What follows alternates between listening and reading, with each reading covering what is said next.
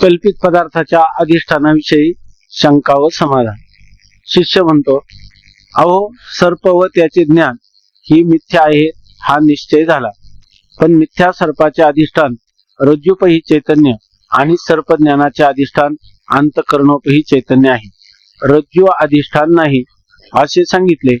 प्रतीती मात्र सर्पाला अधिष्ठान रज्जू असल्याचे आहे, तेव्हा चैतन्य अधिष्ठान कसे ते समजावून सांगा. त्यांनी सांगितलं, सर्प आणि सर्पज्ञान हे दोन्ही मिथ्या आहेत हाही आमचा निश्चय झाला, परंतु सर्पाचा अधिष्ठान कोण सांगितलं तुम्ही? सर्पाचा अधिष्ठान रज्जूपही चैतन्याच्या आश्रित असणाऱ्या अविद्येचा तमोगुणाचा परिणाम सर्प आहे आणि अंतःकरणोपही साक्षी चैतन्य आश्रित असणाऱ्या अविद्येचा परिणाम सर्पज्ञान आहे असं तुम्ही सांगितलं. सर्प आणि सर्पज्ञान ही दोन्ही मिथ्या आहेत असं सांगितलं, परंतु आता तुम्ही काय म्हणता की अधिष्ठान कोण आहे? अंतःकरणोपही चैतन्य किंवा रज्जूपहित चैतन्य. आणि पूर्वी काय सांगितलं होतं तुम्ही? सर्पाचं अधिष्ठान कोण आहे? रज्जू. रज्जूवर सर्प भासतो. आणि आता काय सांगतात? अधिष्ठान कोण आहे? चैतन्य. तेव्हा चैतन्य अधिष्ठान कसं काय? आम्हाला प्रतीती जर पाहिली, अनुभवाच्या दृष्टीने पाहिलं तर रज्जू अधिष्ठान हे पटतं, परंतु बरोबर आहे ना, रज्जूपहित चैतन्य अधिष्ठान जेव्हा तुम्ही म्हणता तेव्हा आम्हाला त्याच्यातून नेमका अर्थबोध होत नाही. आणि हे मात्र अनुभवाचं वाटतं की रज्जू अधिष्ठान आहे हे खरं वाटतं, कारण रज्जूचं ज्ञान झालं की सर्पाची काय होते? निवृत्ती. म्हणून तो सर्प अधिष्ठान ज्ञानाने ज्याची निवृत्ती होते तो पदार्थ मिथ्या असतो. मग अधिष्ठान रज्जूचं ज्ञान झालं आणि सर्पाची निवृत्ती झाली, मग अधिष्ठानत्व कोणाला यायला पाहिजे? रज्जूला यायला पाहिजे, आहे की नाही? इकडं सर्पज्ञानाचं अधिष्ठानत्व कोणाला यायला पाहिजे? अंतःकरणोपहित चैतन्याला. अंतःकरणाला त्या ठिकाणी ज्ञान झालं हे बरोबर आहे, पण अंतःकरणोपहित चैतन्य तुम्ही त्याचं अधिष्ठान सांगता, तेव्हा म्हणजे दोन्हीकडे अधिष्ठान कोण सांगता? चैतन्य सांगता. तेव्हा चैतन्याला अधिष्ठानत्व कसं हे काही आमच्या लक्षात येत नाही, तर ते समजून सांगा असं म्हणतात. शंका लक्षात आली ना? म्हणजे अधिष्ठान रज्जू न म्हणता रज्जूपहित चैतन्य म्हणतात, त्या चैतन्याला अधिष्ठानत्व कसं याविषयी शंका करतात. श्रीगुरु म्हणतात, मिथ्या सर्पाचे अधिष्ठान रज्जू होणार नाही, रज्जूपहित चैतन्यच मानले पाहिजे. आता पहिल्यांदा त्यांनी स्पष्ट रीतीने त्याला उत्तर सांगत, तुला जरी वाटत असेल रज्जूपहित चैतन्य त्या सर्पाचं अधिष्ठान नाही, परंतु सर्पाचं अधिष्ठान काय आहे? रज्जूपहित चैतन्यच आहे, रज्जूला त्याचं अधिष्ठानत्व येणार नाही. कारण जसा प्रातिभाषिक सर्प मिथ्या आहे तसा विचार दृष्ट्या व्यावहारिक रज्जू ही मिथ्याच आहे, आणि जो मिथ्या पदार्थ असतो तो दुसऱ्या मिथ्या पदार्थाचे अधिष्ठान होत नाही असा नियम आहे.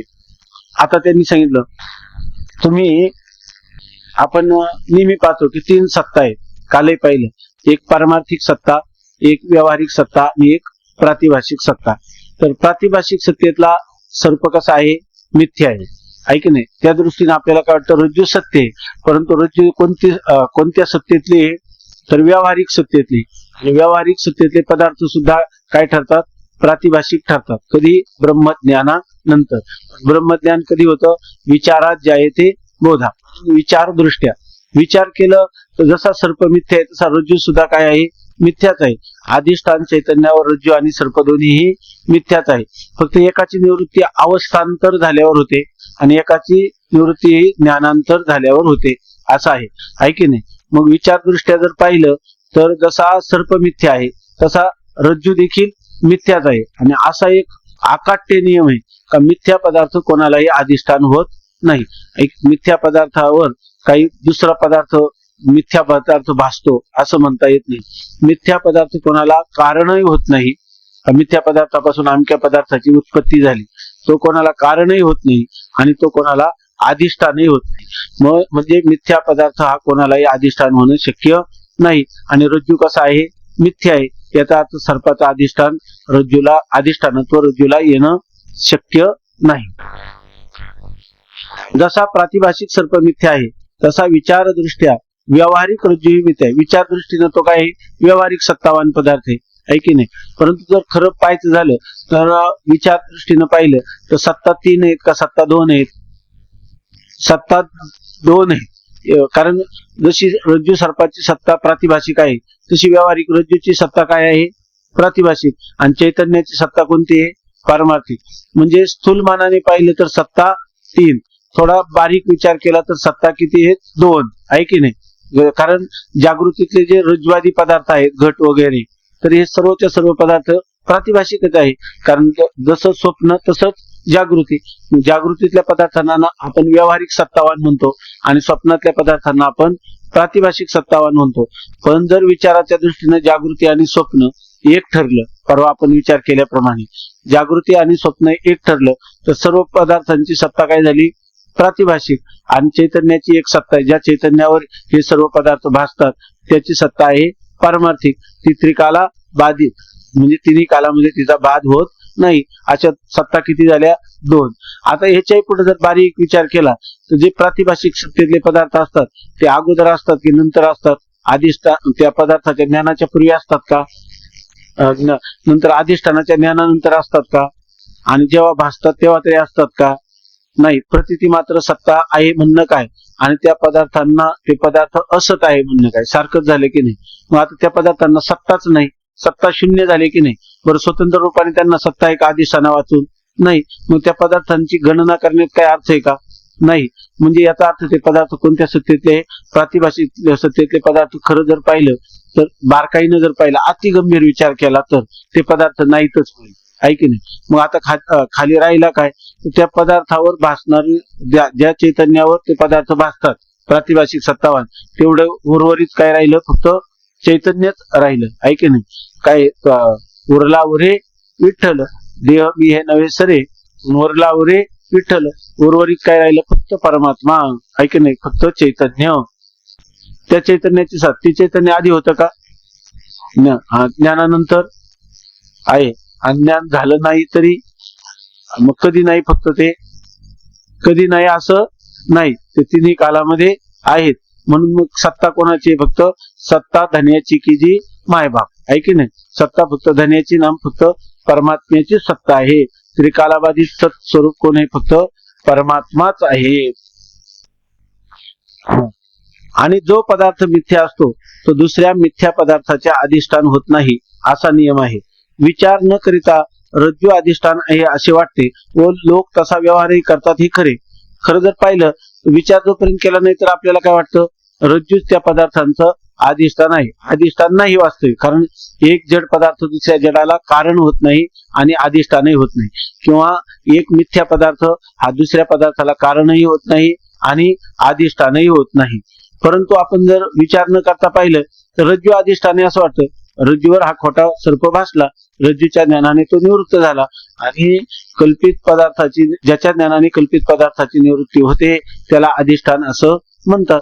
मग रज्जूच्या ज्ञानाने कल्पित सर्पाची निवृत्ती झाली की नाही? झाली. मग रज्जूला अधिष्ठान म्हणायला काय हरकत आहे असं वाटतं. पण कुठपर्यंत वाटतं? जोपर्यंत विचार केला नाही तोपर्यंत. त्याला असं लिहिलं, आज्ञा येतं जगत नावाचा भ्रम कुठपर्यंत राहतो याविषयी अद्वैत मकरंद नावाचा लक्ष्मीधर कवीने केलेला ग्रंथ आहे. तर त्याच्यामध्ये लिहिले अज्ञानाभाव काय? अज्ञानाभाव जीवना. जोपर्यंत अज्ञान आहे तोपर्यंत जगताला काय आहे? सत्ता आहे. अज्ञान गेलं तर जगत राहील का? नाही. कसलं अज्ञान? आपल्या स्वस्वरूपाचं, आपल्या आत्मस्वरूपाचं अज्ञान नाही तोपर्यंत जगत भासतं. आगापै पण कुमारा येता स्वरूपाच्या घराकरी तशी आडवारा विश्वाभास होतो. आणि स्वरूपाच्या घरात प्रवेश झाला की हा विश्वाचा जो भास आहे तो त्या ठिकाणी मावळतो. विचार न करिता रज्जू अधिष्ठान आहे असे वाटते व लोक तसा व्यवहारही करतात, हे खरे. पण एक कल्पित पदार्थ दुसऱ्या कल्पित पदार्थास अधिष्ठान होत नाही असा वेदाचा सिद्धांत आहे. म्हणजे वेदाचा अकाट्य सिद्धांत आहे. एक कल्पित पदार्थ दुसऱ्या कल्पित पदार्थाला अधिष्ठान होत नाही. असे पहा की मातीचे चित्रात पुत्र कडेवर घेतलेल्या एका बाईचे चित्र आहे. पुत्रास आधार बाई आहे असे कोणी म्हणे. आता मातीचं चित्र आहे आणि त्या चित्रामध्ये एका बाईचा फोटो काढला, म्हणजे चित्र काढलं आणि त्या चित्रात तिच्या कडेवर काय आहे? मुलगा आहे. मग आता जर कोणी विचारलं की ह्या चित्राला आधार काय? मुलाला आधार कोण? तर बाई. असं वाटतं. कोणी म्हणेल की पुत्रकडेवर घेतलेल्या एका बाईचे चित्र आहे, पुत्रास आधार बाई आहे असे कोणी म्हणेल. विचारदृष्ट्या पुत्र आणि बाई मातीवर कल्पित आहे. जर विचार केला आपण बारकाईने, बाई पण मातीवर कल्पितच आहे आणि पुत्रही मातीवर कल्पितच आहे. म्हणून पुत्रास आधार बाई नाही, मातीच आहे. मग पुत्राला आधार कोण आहे, बाई आहे का माती आहे? मातीच आहे. त्याचप्रमाणे कल्पित सर्पास अधिष्ठान रज्जूपही चैतन्याच आहे, रज्जू नाही. हे जसं गोष्ट आहे, कडेवर मूल घेतलेली मातीच्या चित्रातील बाई आहे की नाही, तर ती बाई जी आहे त्या बाई आणि तो मुलगा दोन्ही कल्पित आहे. तसं इथं रज्जू आणि सर्प हे दोन्ही अधिष्ठान चैतन्यावर कल्पित आहेत. म्हणजे हा फक्त भास होतो. एक आहे आधार आणि एक आहे आधेय. बाई आहे आधार आणि मुलगा आहे आधेय, अशी फक्त काय होते, कल्पना. पण ती कल्पना कुठं केली जाते, केवळ मातीच्या ठिकाणी कल्पना केली जाते. त्याचप्रमाणे कल्पित सर्पास अधिष्ठान रज्जूपही चैतन्यच आहे, रज्जू नाही. असंच जर आपण पाहिलं तर ह्या कल्पित पदार्थाला अधिष्ठान केवळ कल्पित सर्पाला अधिष्ठान रज्जू आहे असं म्हणता येत नाही. रज्जूपही चैतन्यावर ते रज्जू आणि सर्प दोन्ही कल्पितच आहेत. कोणी केवळ रज्जू सर्पास अधिष्ठान न मानता रज्जू विशिष्ट चैतन्य मानेल तर विशेषण जो रज्जू त्यास केव्हाही अधिष्ठानत्व संभवत नाही. आता काही लोक जे आहे ना, ते म्हणतात रज्जू सर्पास अधिष्ठान न मानतात. ते म्हणतात बरोबर आहे, रज्जू सर्पाला अधिष्ठान नाही, पण रज्जूपही चैतन्य नाही म्हणत, काय रज्जू विशिष्ट चैतन्य त्या सर्पाला आधार आहे असं म्हणतात. रज्जू विशिष्ट म्हणजे काय, त्या चैतन्याला रज्जू हे काय झालेले आहे, विशेषण झालेलं आहे की नाही. विशेषण आणि विशेष्य मिळून काय होतं, विशिष्ट होतं. म्हणजे चैतन्य आहे विशेष्य आणि रज्जू आहे विशेषण. मग तुम्ही असं म्हणा ना, एक केवळ चैतन्य रज्जूपही चैतन्य न म्हणता, म्हणजे त्या चैतन्याला रज्जू उपाधी झाले असं न म्हणता काय म्हणा, रज्जू हे काय झाले, त्याचं विशेषण झालं आणि ते रज्जू विशिष्ट चैतन्य ते त्या सर्पाचं अधिष्ठान झालं असं काही लोक म्हणतात. म्हणजे त्यांना म्हणतात विशिष्ट अद्वैतवादी. म्हणजे विशिष्ट अद्वैत मताचे जे रामानुजाचार्य ते काय म्हणतात, त्या सर्पाला अधिष्ठान विशिष्ट चैतन्य आहे. म्हणजे कोणतं चैतन्य, विशिष्ट चैतन्य म्हणजे आपलं रज्जू विशिष्ट चैतन्य त्या सर्पाला अधिष्ठान आहे असं माना, असं ते म्हणतात. पण हे त्यांचं म्हणणं बरोबर नाही. कारण का, सर्पास कोणी केवळ रज्जू सर्पास अधिष्ठान न मानता रज्जू विशिष्ट चैतन्य मानेल तर जो विशेषण रज्जू त्यास केव्हाही अधिष्ठानत्व संभवत नाही. रज्जू जो आहे त्याला अधिष्ठानत्व कधीही संभवत नाही. कारण का, अगोदरच विचार होऊन गेला. रज्जू कसा आहे, कल्पित आहे विचार दृष्टीनं, आणि कल्पित पदार्थ कोणाचा अधिष्ठान तर होत नाही. म्हणून रज्जू विशिष्ट चैतन्य अधिष्ठान मानता येत नाही. मग त्या ठिकाणी जसा रज्जू मानता येत नाही तसं रज्जू विशिष्ट चैतन्य मानायला रज्जू विशेषण करायचं ना, म्हणजे चैतन्याला सोडून रज्जू कधीच राहणार नाही, ऐके नाही. मग आता जर आपण म्हटलं तर रज्जू ही कायम राहते का, राहत नाही. मग ते चैतन्य रज्जू विशिष्ट आहे असं म्हणता येईल का? आणि ते चैतन्य पुन्हा रज्जू विशेषण झाल्यामुळं रज्जू हा पदार्थ कसा आहे, मिथ्या आहे. किंवा दुसरं एक कारण त्याला, रज्जू कसं आहे, जड आहे. जड जडाला कधी अधिष्ठान होत नाही. जड कशाला म्हणतात, ज्याला स्वतःचे ज्ञान नाही आणि इतरांचे ज्ञान नाही तो रज्जू, आणि तो याला काय झालाय, अधिष्ठान. अधिष्ठान ही नेहमी काय पाहिजे, चैतन्यच पाहिजे, आहे की नाही. अधिष्ठान जड जडाला अधिष्ठान होत नाही. म्हणून रज्जू विशिष्ट चैतन्यामधला जो रज्जू विशेषण आहे, बरोबर ना, रज्जू विशिष्ट चैतन्यामधलं रज्जू हे जे विशेषण आहे ते कधीही कल्पित सर्पाचं अधिष्ठानत्व त्याला संभवू शकत नाही. म्हणून रज्जू विशिष्ट चैतन्य अधिष्ठान मानता येत नाही. केवळ रज्जूपहित चैतन्यच अधिष्ठान मानले पाहिजे. मानायचं झालं तर काय अधिष्ठान मानलं पाहिजे, केवळ रज्जूपहित चैतन्य. उपाधी म्हटले की उपाधी काय करते, स्वतः वेगळं राहते आणि चैतन्याचं ज्ञान करून देते. रज्जू विशिष्ट म्हणलं तर रज्जू काय राहील, त्या चैतन्याशी मिश्र होऊनच राहील, त्याच्याशी संयुक्त होऊन राहील, त्याला सोडून कधी राहणार नाही. आणि तो तर आहे जड, त्याला अधिष्ठानत्व कधी संभवू शकत नाही.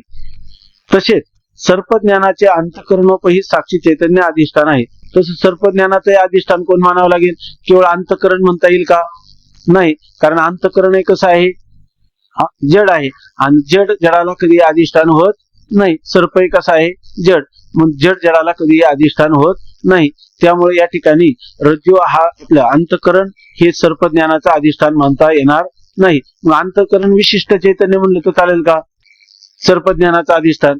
अंतकरण विशिष्ट आहे म्हणता येत नाही, कारण अंतकरणाला कधीच अधिष्ठानत्व संभवू शकत नाही. अंतकरण पुन्हा जड आहे, जड जगाला कधी अधिष्ठान होत नाही. म्हणून त्या ठिकाणी अंतकरणाला काय मानलं पाहिजे? उपाधी. उपाधी मानलं तर काय करता येईल? ते वेगळं राहून त्या चैतन्याचं ज्ञान करून देईल. म्हणून रज्जू विशिष्ट चैतन्य अधिष्ठान मानता येत नाही, केवळ रज्जूपहित चैतन्यच अधिष्ठान मानले पाहिजे. तसेच सर्पज्ञानाचे अंतकरणोपहित साक्षी चैतन्य अधिष्ठान आहे. या प्रकारे भ्रमस्थानी सर्पाचे आणि सर्पज्ञानाचे अधिष्ठान रज्जू आणि अंतकरण या उपाधी भेदामुळे भिन्न सांगितले. आता बघा, खरं चैतन्य एकच आहे की नाही? एकच आहे, परंतु सर्पाचं अधिष्ठान कोण सांगितलं? रज्जूपहित चैतन्य. आणि सर्पज्ञानाचं अधिष्ठान कोण सांगितलं? अंतकरण उपहित चैतन्य. म्हणजे या ठिकाणी चैतन्याला जेव्हा ज्ञान होतं तेव्हा एक वेगळी उपाधी असते की नाही? कोणती? अंतकरण. आणि जेव्हा तो सर्प आहे, त्या सर्पाच्या उत्पत्तीला वेगळं अधिष्ठान असतं की एकच चैतन्य अधिष्ठान असतं? का उपाधी वेगळी असते? उपाधी वेगळी असते. कोणती उपाधी असते चैतन्याला? रज्जू ही उपाधी असते. म्हणून आम्ही काय केलं? वास्तविक चैतन्य एकच आहे, पण उपाधी भेदामुळे दोन त्या ठिकाणी रज्जूपहित चैतन्य आणि अंतकरणोपहित साक्षी चैतन्य अशा दोन शब्दाचा प्रयोग केला.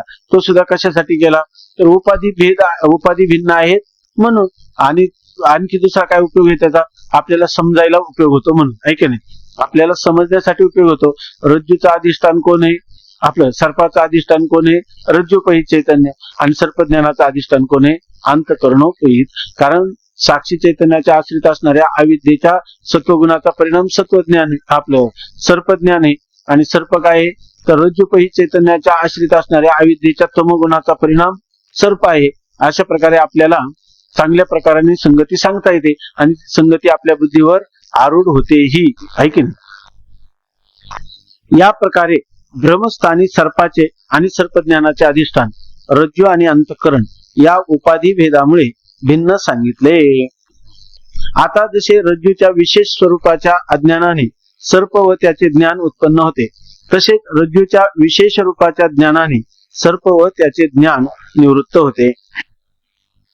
आता सांगतात, जसं रज्जूचं विशेष स्वरूपाचं ज्ञान झालं की हा रज्जूच आहे असं झालं की मग काय होतं? सर्प आणि सर्पज्ञान दोन्ही निवृत्त होतात.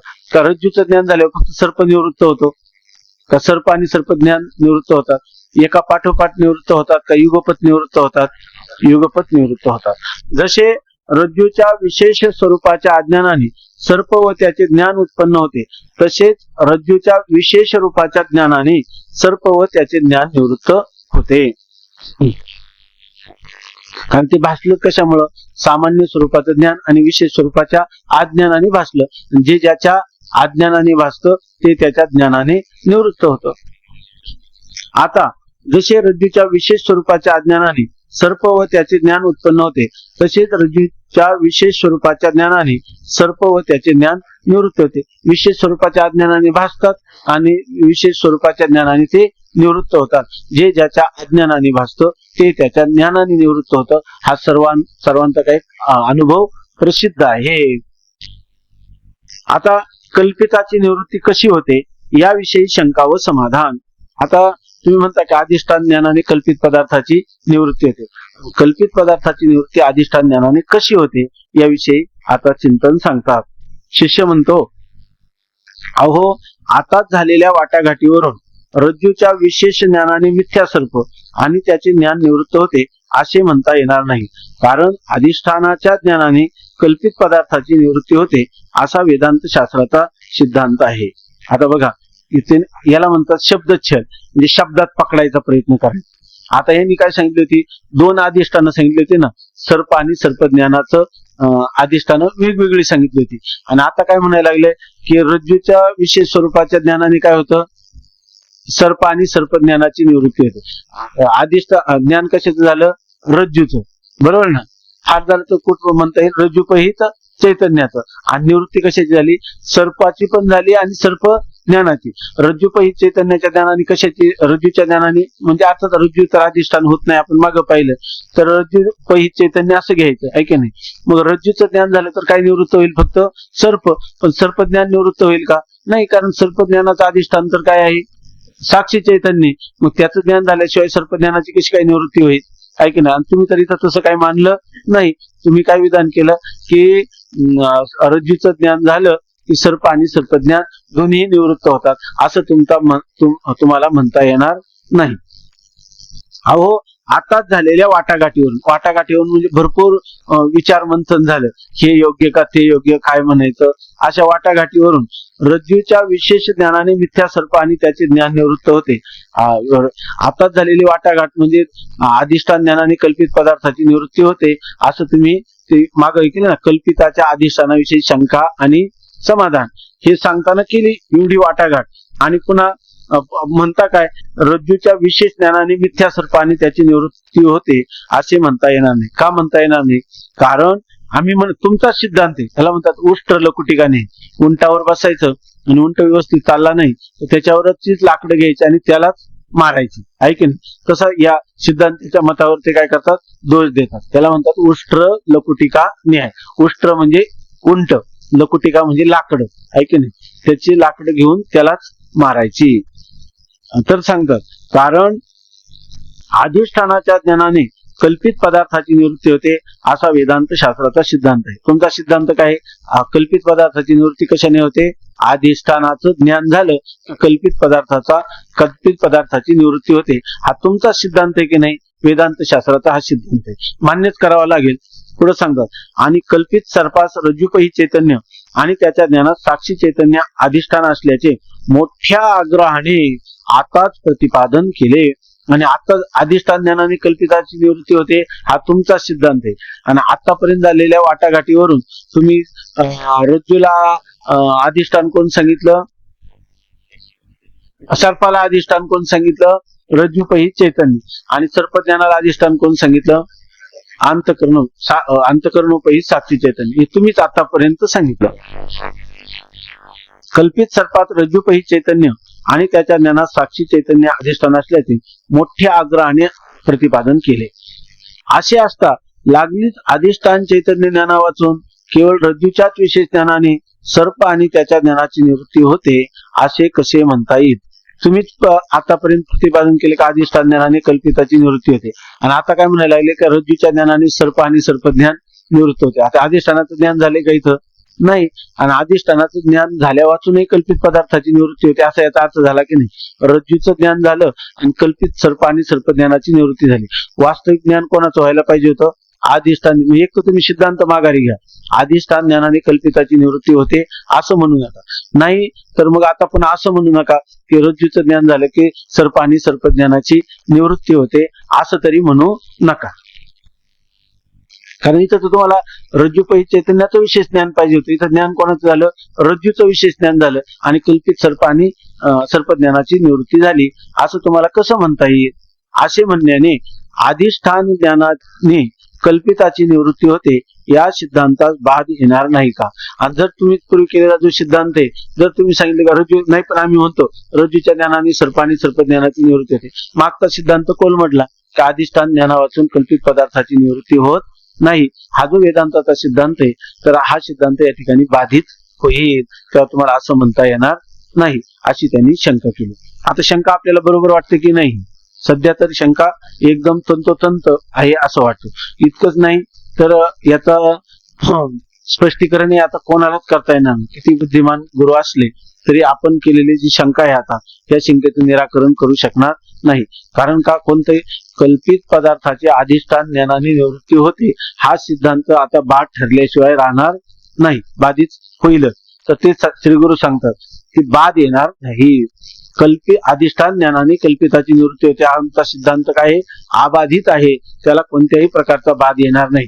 की रज्जू ज्ञानाने सर्प आणि सर्पज्ञान निवृत्त होतं असं जरी आम्ही म्हटलं तर म्हणजे एवढ्या म्हणण्याने कल्पित पदार्थाची अधिष्ठान ज्ञानाने निवृत्ती होते हा आमचा पूर्व प्रतिपादन केलेला जो सिद्धांत आहे त्या सिद्धांतामध्ये बाद येणार नाही. श्रीगुरु म्हणतात बाद येणार नाही, कारण ज्यावेळी रज्जूचे ज्ञान होते त्यावेळी रज्जू अधिष्ठान चैतन्याचेही ज्ञान अवश्य होते. ते म्हणतात आम्ही जेव्हा रज्जूचं ज्ञान म्हणतो ना, तर त्यावेळेला झोपलं तर कसं काय लक्षात येईल रज्जूचं ज्ञान? तर ते म्हणतात कारण ज्यावेळी रज्जूचे ज्ञान होते त्यावेळी रज्जू अधिष्ठान चैतन्याचेही ज्ञान अवश्य होते. जेव्हा रज्जूचं ज्ञान होतं आपण म्हणतो, तेव्हा त्या रज्जूला अधिष्ठान असणार, म्हणजे रज्जू ज्याच्यामध्ये उपाधी झाले त्या चैतन्याचं ज्ञान होतं आणि मगच रज्जूचं ज्ञान होतं. म्हणजे असं होत नाही का रज्जूचं ज्ञान झालं ना अधिष्ठान चैतन्याचं ज्ञान झालं नाही. ज्यावेळेला रज्जूचं ज्ञान होतं तेव्हा रज्जूपही चैतन्याच्या ज्ञानासहितच रज्जूचं ज्ञान होत असतं. कारण ज्यावेळी रज्जूचे ज्ञान होते त्यावेळी रज्जू अधिष्ठान चैतन्याचेही ज्ञान अवश्य होते असं सिद्धांती सांगतो. पण आपल्याला कळलं का की अधिष्ठान चैतन्याचं ज्ञान होतं? कळलं नाही. त्यासाठी उदाहरण देतात. ज्याप्रमाणे अलंकाराचे ज्ञान होते वेळी अलंकाराधिष्ठान सुवर्णाचे ज्ञान होते, त्याप्रमाणे जड पदार्थाचे ज्ञान काली त्या पदार्थाधिष्ठान चैतन्याचे ज्ञान अवश्य मानलेच पाहिजे. आता बघा, सोन्यापासून बनवलेले जे अलंकार, असं कधी होतं का अलंकाराचं ज्ञान झालं सोन्याचं ज्ञान झालं नाही? सोन्याचं अलंकाराचं कारण कोण आहे? अधिष्ठान कोण आहे? सोनं आहे, ऐक नाही. जेव्हा सोन्याचं ज्ञान होतं तेव्हा आपलं, जेव्हा अलंकाराचं ज्ञान होतं तेव्हा सुवर्णाच्या ज्ञानासहितच अलंकाराचं ज्ञान होतं. तसं पदार्थाचं ज्ञान होतं तेव्हा पदार्थोपहित चैतन्यासहितच पदार्थाचं ज्ञान होतं असं आपल्याला मान्य करावं लागेल. ज्याप्रमाणे अलंकाराचे ज्ञान होते वेळी अलंकाराधिष्ठान सुवर्णाचे ज्ञान होते. कारण अलंकाराधिष्ठान सुवर्ण का म्हटलेले बरं? सुवर्णावर अलंकाराच्या कल्पना आहेत, अनेक प्रकारच्या अलंकाराच्या सुवर्णावर केलेल्या कल्पना. पण सुवर्ण काय आहे? एकच आहे. अलंकार खरे का सुवर्ण खरे? कारण अलंकार काय आहे? अगोदर नव्हते, नंतर नाही, आणि आहे तेव्हा सुद्धा काय आहे? सोनच आहे. तर अलंकार हे काय दिलं? फक्त वाणीत येणारं नाव आहे. वास्तविक पाहतो सोनं आणि म्हणतो अलंकार, आहे की नाही? म्हणजे खरं जेव्हा आपल्याला अलंकाराचं ज्ञान होतं तेव्हा काय? सुवर्णाचं ज्ञान होतच असतं. त्याप्रमाणे जड पदार्थाचे ज्ञान काली तेव्हा जड पदार्थ, रज्जू कसा आहे? जड आहे. जड अशा रज्जूचं जेव्हा ज्ञान होतं त्याच वेळेला त्या पदार्थाधिष्ठान चैतन्याचे ज्ञान अवश्य मानलेच पाहिजे. ज्या वेळेला जड रज्जूचं ज्ञान होतं तेव्हा रज्जूपही चैतन्याचं ज्ञान आपल्याला मानावंच लागेल. याची थोडी कल्पना अनिर्वचनीय सर्पाच्या उत्पत्तीच्या वेळीही सांगितली आहे व पुढेही याच तरंगात विस्ताराने सांगू. हा अनिर्वचनीय सर्प कसा उत्पन्न होतो त्यावेळेला सांगितलं ना. त्या पदार्थ उपहित चैतन्याच्या रज्जूपहित चैतन्याच्या आश्रित असणारी अविद्या आहे ना. याचा अर्थ चैतन्य आहेच का नाही त्या ठिकाणी? चैतन्याला सोडून आहे का? नाही. आणि अजून पुढेही त्याचा काही विचार येणार आहे. आता सध्या एवढंच लक्षात ठेवायचं, कोणत्याही जड पदार्थाचं ज्ञान होतं तेव्हा त्या जड पदार्था उपहित चैतन्यासहितच त्या पदार्थाचं ज्ञान होतं. कारण ज्ञान कोणाचं आहे? सगळं चैतन्याचं आहे. जड पदार्थाचं काय स्वतःचं ज्ञान त्याला नाही, इतरांनाही इतरांचं ज्ञान नाही. जेव्हा ज्ञान होतं तेव्हा चैतन्य त्या ठिकाणी चैतन्याचा अंगीकार हा अवश्य करावाच लागतो, आहे की नाही? जेव्हा जड पदार्थाचं ज्ञान होतं तेव्हा जड पदार्थ उपहित चैतन्याचं ज्ञान अवश्य मानलंच पाहिजे. पदार्थ ज्ञानाच्या प्रकारात जड पदार्थाचे ज्ञान अंतःकरण वृत्तीकडून होते. आता आपण अगोदर पदार्थ ज्ञानाची रीती पाहिली. कोणत्याही पदार्थाचं ज्ञान होतं ते कोणाला होतं? अंतःकरण वृत्तीला होतं. कारण अंतःकरण वृत्ती इंद्रियांच्या द्वारा काय होते? बाहेर जाते आणि नंतर त्या पदार्थापर्यंत जाते, आवरणाचा भंग करते. कोणत्या? अज्ञान आवरणाचा भंग करते. अंधकाराचा आवरण असेल तर प्रकाशाच्या साहाय्याने दूर होते आणि त्या वृत्तीमध्ये असणारा चिदाभास तो त्या पदार्थाचं ज्ञान करून देतो. अशी पदार्थ ज्ञानाची प्रक्रिया आपण अगोदरच पाहिलेली आहे. पदार्थ ज्ञानाचे प्रकारात जड पदार्थाचे ज्ञान अंतःकरण वृत्तीकडून होते. त्यावेळी वृत्तीचे काम फक्त पदार्थावरील अज्ञानाचे आवरण दूर करण्याचे असते. आता कोणत्या? अंतःकरण वृत्तीकडून. जेव्हा समजा तुम्हाला रज्जूचं ज्ञान झालं तर त्या रज्जूवर दोन आवरण आहे अगोदर. कोणतं? अंधकाराचं आणि अज्ञानाचं, आहे की नाही? दोन आवरण आहे. आता रज्जूचं ज्ञान झालं याचा अर्थ अंधकाराचं आवरण काय झालं? दूर झालं, बरोबर ना? म्हणजे प्रकाशाच्या साया वाचून ते ज्ञान होऊ शकत नाही. आता दुसरं काम काय करे? तर या ठिकाणी अंतःकरणामध्ये असणारा जो चिदाभास त्या रज्जूचं रज्जू रूपाने ज्ञान करून देईल. परंतु या ठिकाणी वृत्तीनं काम काय केलं? अंतःकरण वृत्तीनं फक्त अज्ञान आवरणाचा भंग करण्याचं कार्य कोणाचं आहे? अंतःकरण वृत्तीचं आहे. मग सांगतात पदार्थ ज्ञानाच्या प्रकारात जड पदार्थाचे ज्ञान अंतःकरण वृत्तीकडून होते. त्यावेळी वृत्तीचे काम फक्त पदार्थावरील अज्ञानाचे आवरण दूर करण्याचे असते. ती वृत्ती काय करते? फक्त पदार्थावर असणारा अज्ञानाचं आवरण दूर करते. अज्ञान किंवा त्याने केलेले आवरण तर जड पदार्थात शिरीत नसून जडाधिष्ठान चैतन्याश्रित आहे. आता अज्ञान जे दूर करते कोण करते? अंतःकरणाची वृत्ती हे त्या अज्ञानाची निवृत्ती करते. आता हे जे अज्ञान आहे कोणाच्या आश्रयाने राहिले? पुन्हा आपला सिद्धांत आहे जडाला कधी अधिष्ठान होत नाही. मग त्या अज्ञानाला अधिष्ठान काय म्हणावं लागेल? पुन्हा चैतन्यच म्हणावं लागेल. अज्ञान किंवा त्याने केलेले आवरण तर जड पदार्थाश्रित नसून, म्हणजे अज्ञान किंवा अज्ञानाने केलेलं आवरण, रज्जूला केलेलं आवरण, रज्जूच्या आश्रयाने ते अज्ञान राहील का? नाही. अर्थात त्या अज्ञानाचं आश्रय कोणा, अधिष्ठान कोण असलं पाहिजे? चैतन्यच असलं पाहिजे. वृत्तीचे काम फक्त पदार्थावरील अज्ञानाचे आवरण दूर करण्याचे असते. अज्ञान किंवा त्याने केलेले आवरण तर जड पदार्थादी आश्रित नसून जडाधिष्ठान चैतन्याश्रित आहे. मग ते अज्ञान कोणाच्या आश्रयाने राहील? त्या जडाच्या आश्रयाने राहणार नाही. जडाचंही अधिष्ठान असणार जे चैतन्य आहे त्या चैतन्याच्या आश्रयाने राहील. अर्थात रज्जूचं अधिष्ठान कोण आहे? चैतन्य. मग रज्जू अधिष्ठान रज्जू पहित चैतन्य, त्याच्यात आश्रयाने ते अज्ञान राहील. त्या अधिष्ठान चैतन्यावरील अज्ञानाच्या आवरणाचा नाश झाल्याशिवाय रज्जवादी जड पदार्थाचे ज्ञान होणे शक्यच नाही. आता जर आपल्याला वृत्तीचं काम काय आहे? अज्ञानाचं आवरण दूर करणं. पण ते अज्ञान कोणाच्या आश्रयाने राहतं? वृत्तीच्या आश्रयाने राहतं का? नाही, ते चैतन्याच्या आश्रयाने. ज्या अर्थी आपल्याला त्या अज्ञानाची निवृत्ती होतो रज्जू आहे असं ज्ञान झालं, त्याचाच अर्थ त्या अज्ञानाच्या आवरणाचा भंग झाला. पण ते आवरण कोणाच्या आश्रयाने राहिलं? चैतन्याचं. मग चैतन्याचं ज्ञान झाल्याशिवाय त्या ठिकाणी त्या आवरणाचा भंग झाला का? चैतन्याचं ज्ञान झाल्याशिवाय त्या ठिकाणी आपल्याला रज्जूचं ज्ञान होईल का? नाही. कारण तो रज्जू कोणाच्या आश्रयाने राहिलेला आहे? चैतन्याच्या आश्रयाने. आपलं ते अज्ञान कोणाच्या आश्रयाने राहिलेले आहे? चैतन्याच्या आश्रयाने. मग ज्या वेळेला आपल्याला ते अज्ञान दूर होतं, वृत्ती दूर करते, त्यावेळेला ते जे होणारं ज्ञान ते फक्त त्या पदार्थाचं असतं का पदार्थाच्या उपहित चैतन्यासहित पदार्थाचं असतं? पदार्थाच्या उपहित चैतन्यासहित त्या पदार्थाचं ज्ञान असतं. पदार्थाच्या उपहित रज्जूचं ज्ञान कसं झालं? रज्जूपहित चैतन्याचं ज्ञान होऊनच रज्जूचं ज्ञान झालं. कारण ते अज्ञान होतं ना अगोदर, ते अज्ञान गेलं, त्या अज्ञानाचा वृत्तीनं भंग केला, पण ते अज्ञान राहिलं कोणाच्या आश्रयाने होतं? म्हणजे ते चैतन्यावरचं आवरण सुद्धा काय केलं? दूरच झालं ना. म्हणून तर तुम्हाला रज्जू दिसला आहे की नाही? मग कारण ते अज्ञान कोणाच्या आश्रयाने राहिलं होतं? चैतन्याचा. मग रज्जू जेव्हा आपल्याला ज्ञात झाली किंवा रज्जूचं ज्ञान झालं, त्यावेळेला रज्जूपहित चैतन्याचे ज्ञान मानलंच पाहिजे की नाही? बरोबर ना? का रज्जूपहित चैतन्याच्या ज्ञानासहितच रज्जूचं ज्ञान झालं असंच मानलं पाहिजे. त्या अधिष्ठान चैतन्यावरील अज्ञानाच्या आवरणाचा नाश झाल्याशिवाय रज्जवादी जड पदार्थाचे ज्ञान होणे शक्यच नाही. म्हणून ज्यावेळी रज्जूचे ज्ञान होते त्यावेळी रज्जू अधिष्ठान चैतन्याचेही ज्ञान होते. मग ज्या वेळेला आपल्याला रज्जूचं ज्ञान होतं तेव्हा रज्जू अधिष्ठान चैतन्याचं ज्ञान मानावंच लागतं की नाही? ज्या वेळेला रज्जूचं ज्ञान होतं तेव्हा रज्जू अधिष्ठान चैतन्याचंही ज्ञान होतं. आणि तेच चैतन्य कल्पित सर्पाचे अधिष्ठान. हे सगळं युगपतच होत सगळं. काय? हा हा हा असं जे तर इथं जे सांगतात हा व्यवहार सांगतात, व्यवहाराची संगती सांगतात. बरोबर आहे की या ठिकाणी असं पण म्हणलं जेव्हा अधिष्ठान चैतन्याचं ज्ञान होऊनच रज्जूचं ज्ञान होतं असं जेव्हा म्हणतात, म्हणजे अगोदर अधिष्ठान चैतन्याचं ज्ञान होतं आणि नंतर रज्जूचं ज्ञान होतं असं जेव्हा क्रम आपण सांगतो, वास्तविक तसं जर बारकाईने पाहिलं तर आपल्याला अधिष्ठान चैतन्याचं सारखं ज्ञान आहे की नाही? अधिष्ठान चैतन्याचं सारखं ज्ञान आहे. कोणत्या रूपाने ज्ञान आहे अधिष्ठान चैतन्याचं? मी रूपाने असणार जे ते अधिष्ठान चैतन्यच आहे ना सगळ्या ठिकाणी. म्हणून त्याचं ज्ञान नित्यच आहे. अधिष्ठान चैतन्याचं ज्ञान काय आहे? नित्यच आहे.